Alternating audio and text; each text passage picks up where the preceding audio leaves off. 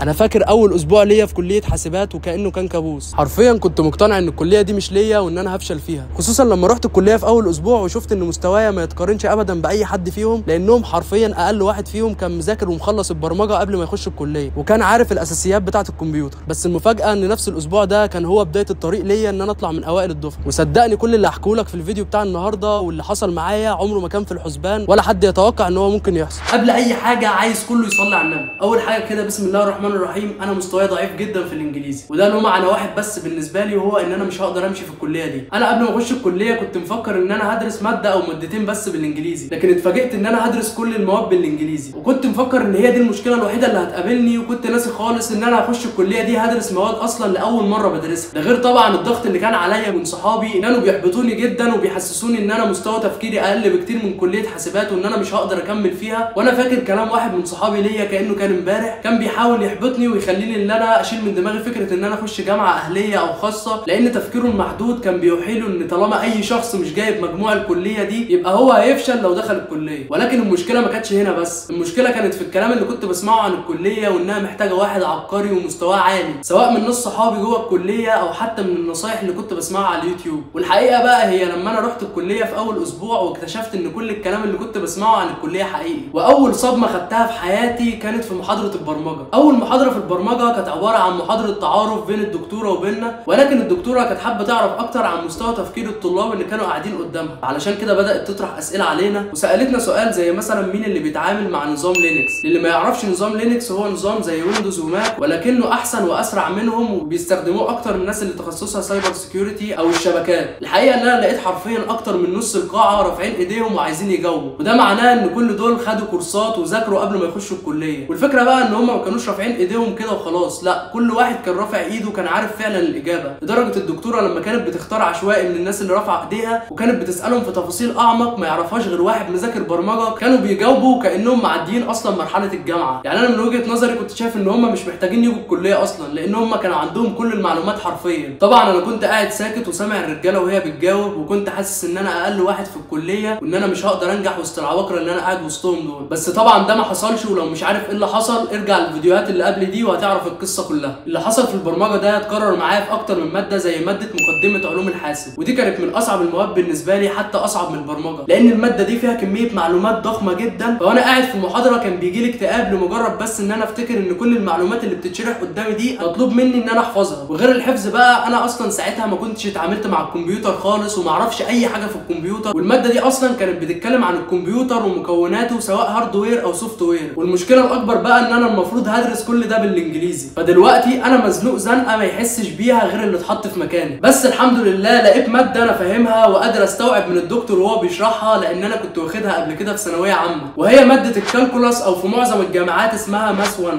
انا كده كنت علم رياضه في ثانويه عامه، فكنت حافظ كل القوانين بتاعه الماده دي، لان الماده دي هي نفسها ماده التفاضل والتكامل اللي كانت عندي في ثانويه عامه. فكنت بحاول ابسط الدنيا لنفسي وافتكر القوانين اللي كنت واخدها في ثانويه عامه واحاول احفظ القانون بالعربي. وبالنسبه للانجليزي كانت اي كلمه بتقف قدامي بترجمها واكتبها في الكشكول او احاول اطلع الكلمه دي من القانون اللي انا كنت حافظه بالعربي. فالصراحه فهم الماده دي حسسني ان لسه في امل، واداني دافع شويه ان انا احب الكليه وابدا اكسر حاجز الخوف اللي بيني وبين الكليه. وفي السكشن الاول ليا في البرمجه وبدون اي تخطيط مني حصلت حاجه غيرت طريقه تفكيري ونظرتي للكليه تماما. واحد صاحبي نده للمعيده وخلاها تيجي تقعد معانا بشكل شخصي وتشرح لنا وتفهمنا بالتفصيل كل كلمه، وانا ساعتها كنت عامل حرفيا شبه الغريق اللي بيتعلق بقشايه. كنت مستني اي فرصه الاقي حد يبسط لي الدنيا ويشرح لي المنهج باسلوب بسيط وما يعتمدش ان انا عندي اي خلفيه عن الكمبيوتر او البرمجه. وفي اليوم ده رجعت البيت متحمس جدا وفتحت جروب الكليه وشفت انهم منزلين قناتين بيشرحوا البرمجه على اليوتيوب. اول قناه كانت للدكتور محمد الدسوقي والثانيه للباشمهندس اسامه الزيرو. فبدات بقناه اسامه الزيرو لان فيديوهاته كانت قصيره وفعلا قدرت افهم منه، بس قلت اجرب اسمع الدكتور محمد الدسوقي. وعلى الرغم من ان فيديوهاته طويله جدا مقارنه باسامه الزيرو، بس كان شرحه بالنسبه لي بسيط جدا ومفصل وارتحت له اكتر من اسامه الزيرو. في الفتره دي الصراحه انا كنت لسه طالع من ثانويه عامه ومخنوق جدا ومش قادر اسمع فيديوهات او كاره فكره ان انا اقعد اشوف فيديوهات تاني، لان الحاجات دي بتفكرني بايام ثانويه عامه. لكن الصراحه بعد ما قعدت وسمعت الفيديو بتاع الدكتور محمد الدسوقي ولقيت نفسي بفهم وقادر ان انا اطبق على كل اللي سمعته، بدات احس فعلا ان البرمجه بقت سهله. ولما لقيت نفسي قدرت احل مشكله اكتر ماده كنت خايف منها واصعب ماده في الكليه من وجهه نظري، اتحمست جدا وبدات ادي اهتمام بسيط بسيط للمحاضرات والسكاشن في باقي المواد زي الفيزياء والكالكولاس والديسكريت ماثيماتكس وماده المقدمه في علوم الحاسب، وفعلا لقيت تطور كبير وفرق ملحوظ في مستواي. وهنا لازم اقف واقول لك حاجه مهمه جدا، اوقات الخوف هو اللي بيخليك تحل مشاكلك. يعني انا مثلا لو ما كنتش اتضايقت في البدايه وحسيت ان انا مستواي ضعيف جنب اصحابي اللي عمالين يجاوبوا، ولا حتى فكرت ان انا ادي لنفسي فرصه افهم زي ما حصل معايا في سيكشن البرمجه، عمري ما كنت وصلت ان انا اطلع من الاوائل او حتى اتقدم خطوه واحده. بس نرجع تاني لموضوعنا المهم، ان انا بعد ما حليت مشاكل معظم المواد اللي كانت عندي، فلسه في مادتين انا مش عارف احل مشكلتهم. الماده الاولى اللي قلت لكم عليها في بدايه الفيديو وهي مقدمه في علوم الحاسب، والماده الثانيه كانت عباره عن ماده نظريه بتبقى موجوده في كل الكليات ولكن باشكال مختلفه، زي مثلا ماده الشفافيه وحقوق الانسان. والماده دي عندي كانت عباره عن تاريخ علوم الحاسب، ودي ماده بتتكلم عن اوائل الناس اللي اخترعت الكمبيوتر والاله الحاسبه. كان فيها كميه معلومات حفظ كبيره جدا، ده غير التواريخ. المهم ان مشكله ماده التاريخ دي اتحلت مع الوقت لما لقيت ان الدكتوره بتاعه الماده بتحط جزء كبير جدا من الامتحان عباره عن الامتحانات السابقه اللي هي كانت حطاها في السنين اللي قبلنا. وعلشان كده برد على اي حد بيسالني ازاي قدرت ان انا اطلع من اوائل الكليه، بقول له ان من اهم النصايح ان هو يبص على الامتحانات السابقه بتاعه الدكتور اللي هو داخل الامتحان بتاعه ده. فضلت برده مشكله من اكبر المشاكل وهي ماده مقدمه علوم الحاسب، لحد بقى ما جبت اخري وقررت ان انا اضغط على نفسي واحفظ. ولكن المشكله ان انا خدت القرار ده متاخر جدا، فده كان سبب ان دي تكون اقل درجه ماده عندي لحد دلوقتي. علشان كده اي حد بيسالني اعمل ايه في المواد النظري اللي عندي في الكليه لو انا ما بعرفش احفظ، بقول له معلش حاول تضغط على نفسك وتحفظ، لان هو ده الحل الوحيد، وما تغلطش غلطتي وتسيب المواد النظري للاخر بحجه ان انت هتشوف لها حل او حتى هتحاول تفهمها. صدقني كل ده تضييع وقت، وفي الاخر هتضطر برضه تحفظ. واللي انا ما كنتش اعرفه من بعد كل اللي حصل ده ان ربنا كاتب لي حاجه كبيره جدا في اخر السنه، وهي ان انا اطلع من اوائل الكليه. وانتوا مش متخيلين الصدمه اللي كنت فيها لما لقيت زمايلي اللي كانوا بيجاوبوا في اول اسبوع وعباقره ومخلصين تقريبا البرمجه، لقيت ان اعلى واحد فيهم كان جايب جيد جدا الا من رحم ربي. فالخلاصه ركز مع نفسك وما تقارنش نفسك باي حد ابدا، لان الوقت اللي هتقارن فيه نفسك مع غيرك هيكون غيرك دوت بيذاكر وبيستفيد من الوقت ده. واوعى ابدا تكون ضايع في المواد ومطنش وعمال تطمن نفسك ان انت كويس ومش محتاج تذاكر، لان زي ما قلت لك ان الخوف هو اللي بيحركك. فحاول دايما تكون باصص لاعلى حاجه في المكان اللي انت فيه. وبس كده، دي كانت حكايتي مع اول اسبوع في الكليه، وبكده نكون وصلنا لنهايه الفيديو. لو حابين ان انا اعمل فيديو عن يومي في الكليه او يومي كطالب جامعي اكتبوا لي في الكومنتات. سلام.